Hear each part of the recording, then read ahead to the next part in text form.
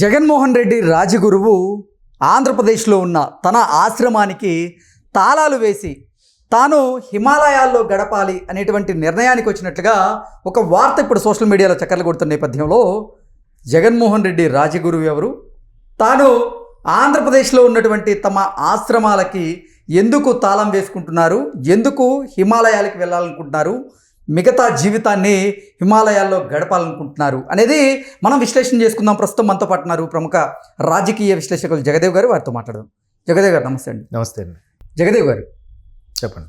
మాజీ ముఖ్యమంత్రి జగన్మోహన్ రెడ్డి రాజగురువు ఆంధ్రప్రదేశ్లో ఉన్నటువంటి తమ ఆశ్రమాలకి తాళాలు వేసుకొని హిమాలయాలకు వెళ్ళి తమ మిగతా జీవితాన్ని హిమాలయాల్లో గడపాలనుకుంటున్నారు అంటూ ఒక వార్త ఇప్పుడు సోషల్ మీడియాలో చక్కర్లు కొడుతూ ఉంది.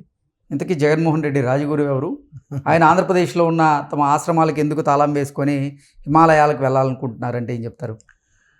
రాజగురువు అంటే ఇంకెవరో కాదు, అందరికీ తెలిసిందే. మన విశాఖ శారదాపీఠం ముషిడివాడిలో ఉన్న శారదాపీఠ స్వామి అధిపతి స్వామి స్వరూపానందేంద్ర సరస్వతి స్వామి వారు ఓకే రీసెంట్గా ఒక 2-3 డేస్ బ్యాక్ మన ఆంధ్రప్రదేశ్ రాష్ట్ర డీజీపీకి అలాగే విశాఖ కమిషనర్ గారికి, విశాఖపట్నం సిటీ కమిషనర్ గారికి ఒక లేఖ రాశారట. ఏమని, నాకున్న సెక్యూరిటీ ఏదైతే ఉన్నారో గన్మెన్లో వారిని తీసేసుకోవచ్చు, తొలగించండి, నాకేం అవసరం లేదు, నాకెందుకు, నేను స్వామిని సన్యాసిని, నాకు ఈ భద్రతలు ఇవన్నీ అవసరం లేదు, కాదుకూడదంటే నేను శుభ్రంగా హృషికేశ్కి వెళ్ళి అక్కడ తపస్సు చేసుకుంటాను, కృష్ణారామ అంటూ జీవితం గడిపేస్తాను అన్నట్టుగా ఒక వ్యాఖ్యానం చేశాను.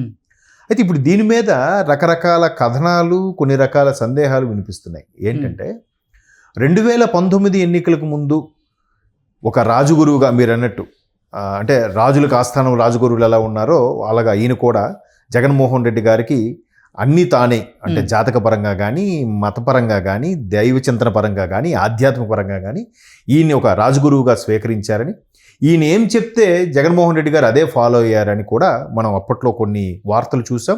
దానికి తగ్గట్టుగా కొన్ని పిక్స్ కూడా రిలీజ్ అయ్యాయి. అంటే ఈయన జగన్మోహన్ రెడ్డి గారు క్రిస్టియన్ మతం కాబట్టి ఆయన మరలా హిందూ మతంలోకి మార్చారని, ఈయనతో కొన్ని రకాల హోమములు యాగాలు చేయించారు, అలాగే రాజశ్యామల యాగం కూడా చేయించారు, అందుకే ఆయన ముఖ్యమంత్రి అయ్యే హోదా కూడా వచ్చింది అని రకరకాలుగా ఉన్నాయి.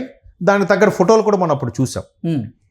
మరోవైపు ఎక్కడైతే వైశాఖ ముషిడివాడలో ఆయన ఆశ్రమం ఉందో ఆ ఆశ్రమం అక్కడ స్థానికంగా ఉండే వాళ్ళు మాట్లాడుకునే గుసగుసలు ఏంటంటే, ఈయన జగన్మోహన్ రెడ్డి గారు ప్రభుత్వం అడ్డు పెట్టుకొని ఈయన కొంత భూమిని ఆశ్రమం సంబంధించి ఆయనకున్న భూమి కాక ప్రభుత్వం కూడా కొంత ఆక్యుపై చేశారు అన్నట్టుగా కొంత రూమర్స్ లాంటి కొన్ని వార్తలు ఉన్నాయి.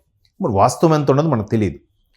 ఇది ఇలా ఉంటే ఈ మధ్యన ఈ కాలానికి కొంతమంది వెళ్ళి మీడియా మిత్రులు ఇంటర్వ్యూ కూడా చేశారు. మీరేంటి అప్పుడు జగన్మోహన్ రెడ్డి గారికి మీరు ఎలా చెప్తే అలా జరిగింది, అందువల్ల ఆయన ముఖ్యమంత్రి కూడా అయ్యారంట, మరి ఇప్పుడు ఎందుకు రెండోసారికి కూడా మీరు చెప్పలేదా, 2024 సరికి మీరు రాజగురువుగా లేరా, లేదా మీరు చేసినా కూడా ఫలించలేదా ఏంటి అని అడిగితే, అలా ఏం లేదు, నన్ను కలవడానికి మామూలుగా వచ్చారు, నేను నాకు చేతనైంది నేను ఆయన సూచించాను, ఆయన ఫాలో అయ్యాడు, అంతేగాని దాన్ని నాకు ప్రమేయం లేదు అని చెప్పినప్పటికీ కొంతమంది దాన్ని విశ్వసించట్లేదు. ఇది ఇలా ఉంటే ఈ మధ్యకాలంలో జగన్మోహన్ రెడ్డి గారు విజయవాడ సరౌండింగ్స్ అవుట్కట్స్లో మన శృంగేరి శారదాపీఠం స్వామి పీఠాధిపతి అయిన విధుశేఖర స్వామీజీ ఉన్నారు కదా, ఆయన సంబంధించిన ఒక ఆశ్రమం స్టార్ట్ అయిందంట. అక్కడికి మన వైవి సుబ్బారెడ్డి గారు ఆయన స్వామిని వెళ్ళి అపాయింట్మెంట్ తీసుకుని జగన్మోహన్ రెడ్డి గారిని తీసుకెళ్లే ప్రయత్నం అయితే చేశారంట. మరి వెళ్ళి కలిశారో లేదో తెలియదు. ఎందుకంటే స్వాములు సార్ పలానా వ్యక్తి మిమ్మల్ని కలవాలనుకుంటారు, రావాలనుకుంటారు, వాళ్ళు యాక్సెప్ట్ చేస్తారు. ఏంటమ్మా పని రండి, సరే రానివ్వండి, ఓకే, స్వామి ఆశీర్వాదం తీసుకుంటారు. కొంతమంది ఏంటంటే కొన్నిటికి లోబడతారు. బట్ అక్కడ విధుశేఖర స్వామి కాబట్టి ఆయన అలాంటివి సమస్య లేదు. ఎందుకంటే శృంగేరి శారదాపీఠంలో వచ్చే పీఠాధిపతులు ఎవరు కూడా అమ్మవారు కలలో కానీ లేదా అమ్మవారు లీలగా కొన్ని రకాల హింసిస్తే తప్ప ఆ పర్టికులర్ పర్సన్కే పీఠాధిపతిగా చేయాలనేది నిర్ణయం ఇప్పటికీ నడుస్తుందట, అమ్మవారు ఆజ్ఞ ప్రకారం నడుస్తుందట. శంకరాచార్యుల వారు స్థాపించినప్పటి నుంచి ఇప్పటికి కూడా. సో అక్కడ ఆ స్వాముల మీద ఎటువంటి ఎలిగేషన్స్ లేవు, ఇవి లేవు. బట్ ఆ స్వామిని కలిస్తే కొంచెం పవర్గా ఉంటుంది, ఎందుకు ఘోర పరాభవం జరిగింది కాబట్టి వెళ్ళి కలిసే ప్రయత్నం చేశారు. అలా చేసినప్పుడు ఈయనకి మరి విశాఖ శారదాపీఠ స్వరూపానందేంద్ర స్వామీజీ కూడా మరి పట్టించుకోనట్టేగా, ఈయన తప్పించి ఆయన వరకు వెళ్ళారంటే జగన్మోహన్ రెడ్డి రాజగురువు గారు ఆంధ్రప్రదేశ్లో ఉన్న తమ ఆశ్రమాలకి ఎందుకు తాళం వేస్తున్నారు, ఆయన ఎందుకు హిమాలయాలకు వెళ్ళి తన మిగతా జీవితాన్ని అంతా కూడా అక్కడే గడపాలని నిర్ణయంకి వచ్చారు? ఎందుకంటే ఈ మధ్యకాలంలో టీటీడీ చైర్మన్గా కొత్త వాళ్ళు నియమైన బిఆర్ నాయుడు గారు అయ్యారు. సో గత పాలక మండలి గత ప్రభుత్వం హయాంలో ఈ శారదా పీఠాధిపతికి తిరుమల కొండ మీద కూడా ఏదో ఒక భవనమో లేక స్థలమో కేటాయించబడిందంట. ఎందుకు? అప్పటి ముఖ్యమంత్రి రాజగురువు కాబట్టి.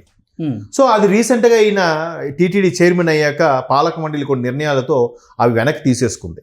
అది కూడా మనం వార్తలో చూసాం. తరువాత ఈ కూటమి ప్రభుత్వం వచ్చిన తర్వాత ఏవైతే కబ్జా చేశారని రూమర్స్ ఎలిగేషన్స్ ఉన్నాయో ఆ శారదాపీఠం మీద, సో అవన్నీ కూడా ప్రభుత్వం మరలా వెనక్కి తీసుకునే అవకాశం ఉందని కూడా కొన్ని వార్తలు ఉన్నాయి. మరోవైపు ఈయనకి రాజగురువు కాబట్టి గత ప్రభుత్వంలో అన్ని రాజలాంఛనాలు అన్నీ జరిగాయి కాబట్టి ఈసారి అవన్నీ జరగకపోవచ్చు. పైగా సెక్యూరిటీ కేటాయించాలన్నా వాళ్ళకి జీతంతో పాటు అదనంగా టీఏడిఏలు కూడా కేటాయించబడాలి. సో ఇవన్నీ కేటాయిస్తున్నప్పుడు ప్రభుత్వానికి ఇప్పటికే తడిసి మోపుడు భారం అవుతుంది ఈ ఉన్న పథకాలను కొనసాగించాలంటే, ఉద్యోగులకు జీతాలు ఇవ్వాలంటే. సో కూటమి ప్రభుత్వం ఒక్కొక్కటిగా ఎక్కడ ఖర్చు తగ్గించుకునే ప్రయత్నం చేస్తుందంట. సో ఈ స్వామీజీ సన్యాసిగా ఉన్న ఈయనకెందుకు సెక్యూరిటీ అనే ఉద్దేశంలో తొలగించక ముందే ఈయనే గౌరవంగా ఉంటుంది కదా అని చెప్పి లేఖ రాశారన్నట్టు కూడా కొన్ని వార్తలు వినిపిస్తున్నాయి. మేబీ అయితే అయిండొచ్చు. ప్రభుత్వం తొలగించింది స్వామీజీకి సెక్యూరిటీ అనే అపవాదు కన్నా ఈయనే ముందుగా నాకు అవసరం లేదు, నేను కావాలంటే ఆశ్రమం తాళం వేసుకొని నేను ఎక్కడో హిమాలయాలకో లేదా ఋషికేశ్కో వెళ్ళి తపస్సు చేసుకుంటాను అని చెప్పి ఆయనకు ఒక స్టేట్మెంట్ ఇవ్వడం జరిగింది. కాకపోతే అలా ఇచ్చారు. అప్పుడప్పుడు వాళ్ళు వెళ్ళి అక్కడ హిమాలయాల్లో గురుదీక్ష తీసుకోవడానికో లేదా కొన్ని రకాల ధ్యానాలు పూజలు చేయడానికో వెళ్తుంటారు, మరలా ఆశ్రమంకి వస్తుంటారు. సో ఆశ్రమం ద్వారా కూడా కొంతమంది లబ్ధి చేకూరే వాళ్ళు ఉంటారు, కాదనట్లేదు. బట్ ప్రభుత్వం ఇవన్నీ ఫెసిలిటీసు ఈ సెక్యూరిటీ తీసేసే ముందే ఈయనే గౌరవంగా లేఖ రాసి నాకు వద్దు అని అనేస్తే ఆ గౌరవం వేరు కదా. ఇప్పుడు ఒక ఉద్యోగం అంటే ఆయన ఆశ్రమానికి జగన్మోహన్ రెడ్డి ముఖ్యమంత్రిగా ఉన్నటువంటి సమయంలో తిరుమల తిరుపతి దేవస్థానం దగ్గర ఆయనకి కొన్ని భూములు కేటాయించినటువంటి నేపథ్యంలో ఇప్పుడు ఆంధ్రప్రదేశ్ ప్రభుత్వం ఆ భూములు రద్దు చేసినటువంటి నేపథ్యంలోనే ఈ నిర్ణయానికి వచ్చారా, లేదంటే ఇతరత్ర కారణాలు ఏమైనా ఉన్నాయా? ఇతరత్ర కారణాలు కూడా ఉండొచ్చు. అదే కూటమి ప్రభుత్వం వచ్చింది, ఆ ప్రభుత్వంగా అక్కడ రాజగురువుగా మీరే రాజగురువుగా ముద్ర కూడా వేశారు. సరే జగన్మోహన్ మీరు కాదు, మీరు in the sense social media వేదికగా రాజగురువు అని వార్తలు అయితే నడుస్తున్నాయి. అంటే మత గురువు గారు అంటే మనకి ఎవరికైనా గురువు అని ఎవరుంటారు? ఆయన అడుగుజాడల్లో నడుస్తాం కదా, గురువు గారు ఏది చెప్తుంది. సో ఇక్కడ ఈయన ముఖ్యమంత్రి అయ్యాడు కాబట్టి రాజగురువు అని అంటున్నాం. మీరనేది కాదు, అక్కడ సోషల్ మీడియా వేదికగా ఇది హల్చల్ అవుతుంది. సో ఇప్పుడు మరలా ఆ ఉద్దేశంతో కూటమి ప్రభుత్వం వీరికి కల్పించిన ఫెసిలిటీస్ కానీ లేదా ఈయన కేటాయించిన భూములు వెనక్కి తీసుకోవడం కానీ ఇవన్నీ జరగక ముందే ఈయనే ఒక అడుగు ముందుకేసి నాకు ఇవద్దు, సెక్యూరిటీ వేను వద్దు, మీరే తీసేసుకోండి, నాకు అవసరం లేదు, నేను అవసరమైతే ఈ ఆశ్రమం కూడా నాకు అవసరం లేదు, ఋషికేశ్ ఇక్కడికి వెళ్ళి చేసుకుంటాను, నేను ఇక్కడ ఏదో నలుగురు మీరు చెప్పిన స్వామివారు ఆయన జీవిత చర్మాంకం వరకు ఋషికేశ్లోనే గడిపేందుకు నిర్ణయానికి వచ్చారా? అలాగే ఉండదండి. ప్రస్తుతానికి వాళ్ళు వెళ్తుంటారు, అక్కడేవో పూజలు హోమాలు ధ్యానంలో ఉంటారు, మళ్ళీ కొన్నాళ్ళకి ఇటు వస్తారు. వచ్చినప్పుడు ఇక్కడ ఏది విడిది అంటే ఏమిటంటే వాళ్ళ ఆశ్రమంలోనే వాళ్ళు ఉంటారు కాబట్టి జస్ట్ కొద్ది కాలం వెళ్తారు వస్తుంటారు, వాళ్ళకి రాజకీయాలతో ప్రమేయం ఉండదు. బట్ గత ప్రభుత్వంలో ఆ స్థానం కల్పించబడింది కాబట్టి ఇప్పుడు ఎందుకులే ఇవన్నీ అనవసరంగా సన్యాసి జీవితంకి ఇవన్నీ అవసరమా అనే ఉద్దేశంలో మేబీ ఆయనే ముందుగా ఇవన్నీ త్యజించుంటారని నా అభిప్రాయం. ఓకే అండి, థ్యాంక్ యూ సో మచ్.